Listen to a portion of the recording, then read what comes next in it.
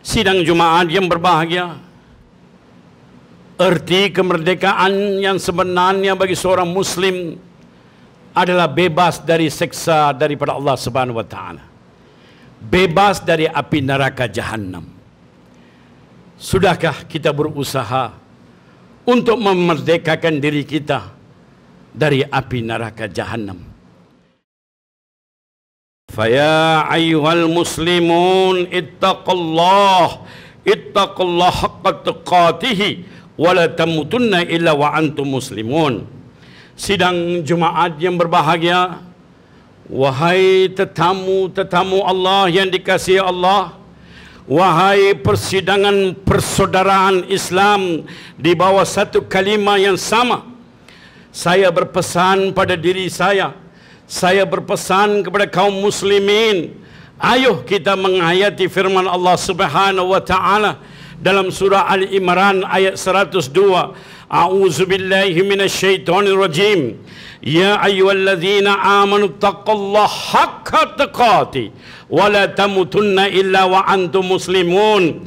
Wahai orang-orang beriman, bertakwalah kalian dengan sebenar-benar takwa, janganlah mati melainkan dalam agama Islam. Pada ketika yang sama, saya mengajar diri saya dan tuan-tuan, marilah kita bersyukur dengan nikmat Allah Subhanahu wa Ta'ala yang berjuta kali lipat gandanya kepada manusia. Marilah kita bersyukur dan menghitung nikmat-nikmat Allah Subhanahu wa Ta'ala. Firman Allah Subhanahu wa Ta'ala dalam surah Ibrahim ayat 7, barang siapa yang bersyukur kepada Allah, Allah akan tambah nikmatnya, dan barang siapa yang kufur dengan Allah, azabnya amat pedih. Sidang Jumaat yang berbahagia, khutbah Jumaat hari ini bertajuk apa dia erti sebuah kemerdekaan. Allah Subhanahu wa Ta'ala berfirman dalam surah Al-Hajj ayat 41, alladzina immakkannahum fil ardi aqamus salah wa atuz zakah wa amru bil ma'ruf wa nahawna 'anil munkar walillahi akibatul umur. Allah berfirman mafhumnya, yaitu mereka umat Islam yang kami berikan mereka kekuasaan memerintah di bumi. Nescaya mereka mendirikan solat dan memberi zakat, dan mereka menyuruh membuat kebaikan serta melarang dari melakukan kejahatan serta perkara yang mungkar. Dan ingatlah, bagi Allah jualah segala kesudahan. Sidang Jumaat yang berbahagia, firman Allah Subhanahu wa Ta'ala dalam surah Hajj ayat 41, Allah memberikan amanah pemerintahan kepada umat Islam dengan tujuan amanah itu supaya umat Islam boleh mendirikan solat, dapat membayar zakat, mengajar manusia kebaikan dan mencegah kemungkaran. Sidang Jumaat yang berbahagia, hendak saya memetik sebuah kisah yang sangat cantik, sangat memberi kesan pada jiwa-jiwa Muslim yang mencari kemerdekaan. Dalam satu peperangan, perang Qadisiyah, umat Islam berperang dengan umat Parsi musyrik. Apabila umat Islam sedang maju ke depan dengan gah, dengan begitu umpama singa yang sedang menerkam, panglima tentera Parsi yang bernama Rustam terkejut melihat kesungguhan dan semangat umat Islam ketika itu. Maka dia memanggil seorang tentera saja. Dia memanggil wakil tentera Islam. Dan ketika itu di antaranya panglima tentera Islam seorang tentera biasa. Seorang tentera biasa. Sidang Jumaat yang berbahagia, wahai tetamu-tetamu Allah yang dikasihi Allah lagi disayangi Nabi, ayo kita mengamati kata-kata tentera biasa ini. Di zaman itu, kata ketika panglima Parsi Rustam bertanya kepada tentera itu, siapakah kamu? Kenapa kamu datang untuk berperang dengan kami? Maka jawab tentera biasa itu, Allah telah membangkitkan kami untuk mengeluarkan sesiapa saja dia kendaki dari perambahan terhadap sesama hamba kepada perambahan kepada Allah, yakni membebaskan manusia dari jadi hamba kepada manusia. Kemudian mengeluarkan manusia dari kesempitan dunia hingga ke keluasan dunia, dari kezaliman doktrin-doktrin, ideologi ciptaan manusia kepada keadilan Islam. Allahu Akbar.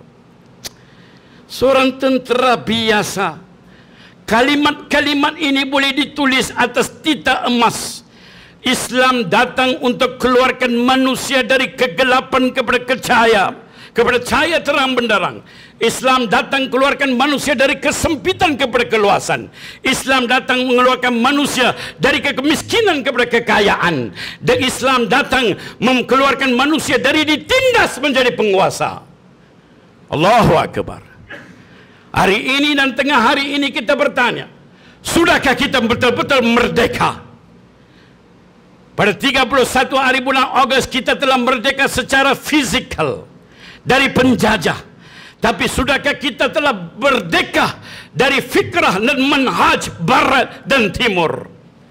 Sidang Jumaat yang berbahagia, let me remind you, without fear and favor, Islam is not a ritual religion.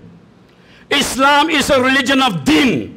Islam is destiny to be obeyed by us to Allah's command, whether in ritual, whether in economy, whether it's politic, whether it's social. Islam bukan agama ritual sekadar sembahyang dan puasa, tetapi Islam merupakan cara hidup yang menuntut pengabdian kita kepada Allah Subhanahu wa taala. Kita diminta mengikuti Islam, tidak Islam mengikuti kita. Kalau kita minta Islam mengikuti kita, maka kita tidak akan menemui hasil kemajuan dan kebahagiaan. Tetapi apabila kita mengikuti Islam tanpa sebarang keraguan, tanpa sebarang dikatakan keraguan, pasti ada hasilnya. Sidang Jumaat yang berbahagia, saya nak bagi satu contoh. Ketika para sahabat radhiyallahu anhu berhijrah dari Makkah ke Madinah, hanya sehelai sepinggang. Di antaranya Abdurrahman bin Auf. Bila sampai di Madinah, pasaran ekonomi Madinah dikuasai oleh golongan orang-orang Yahudi. Pasaran Madinah ketika itu dikuasai oleh orang Yahudi. Bila Abdurrahman bin Auf diberikan sahabat Ansar, ya Abdurrahman Auf, ini rumahku, sebagiannya untukmu. Ini hartaku, sebagainya untukmu ya Abdurrahman. Sebagai seorang muslim yang ada jati diri dan meruh, tidak meminta sedekah. Maka ketika itu Abdurrahman bertanya kepada Ansar, sahabat Ansar, di manakah pasar Madinah? Maka para Ansar tunjuk kepada Abdurrahman Aus, itu pasarnya. Sidang Jumaat yang berbahagia, moga diberikan taufik dan hidayah. Saya doakan taufik dan hidayah diberikan kepada umat Islam, terutama sekali umat Islam Pulau Pinang. Dalam masa 2 minggu, Abdurrahman bin Aus telah menjadi kaya raya di perniagaan. Tidak dia mengeluh Yahudi menguasai pasaran, tetapi tekad, usaha, tawakal dengan Allah, dia menjadi jutawan. Kemudian jutawan yang bernama Abdurrahman bin Aus menajar program, projek Islam di bawah kepimpinan Nabi Muhammad SAW. Pada tengah hari yang mulia ini, saya nak tinggalkan saudara-saudara dengan satu persoalan. Sudahkah kita merdeka dalam ekonomi kita? Atau kita masih menjadi pengguna dan pengikut? Wahal Islam mengajar kemerdekaan yang sebenarnya, menjadi tuan yang sebenar-benar tuan, sama ada dalam bidang politik, ekonomi, dan sosial. Mudah-mudahan saudaraku yang dikasihi Allah, wahai jemaah Islam yang disayangi Nabi, sedarlah ini bahwa kita merupakan satu golongan yang kecil di Pulau Pinang. Tapi bila Allah bersama dengan kita, kecil boleh menewaskan yang besar. sedikit boleh mengalahkan yang besar bila kita ada Allah. Carilah pertolongan Allah dengan sungguh-sungguh dalam setiap bidang kita. Kalau kita ahli politik, biar kita beramanah. Kalau kita ahli ekonomi, biar kita berbesar jiwa dalam memberi zakat. Kalau kita orang biasa, biar kita berjiwa besar dengan mendoakan moga umat Islam bahagia dunia dan akhirat. Sidang Jumaat yang berbahagia. Sekali lagi saya berpesan pada diri saya dan tuan-tuan, ayo kita bertakwa kepada Allah Subhanahu wa taala dengan sebenar-benar takwa. Tidak ada kejayaan dunia dan akhirat melainkan dua kunci ini, yakni kunci iman dan takwa. Sidang Jumaat yang berbahagia, erti kemerdekaan yang sebenarnya bagi seorang muslim adalah bebas dari seksa daripada Allah Subhanahu wa taala. Bebas dari api neraka Jahannam. Sudahkah kita berusaha untuk memerdekakan diri kita dari api neraka Jahannam? Nabi SAW bersabda kepada Aisyah radhiyallahu anha, "Ya Aisyah, selamatkanlah dirimu dari api neraka Jahannam, walaupun dengan setengah tamar, walaupun dengan setengah buah kurma."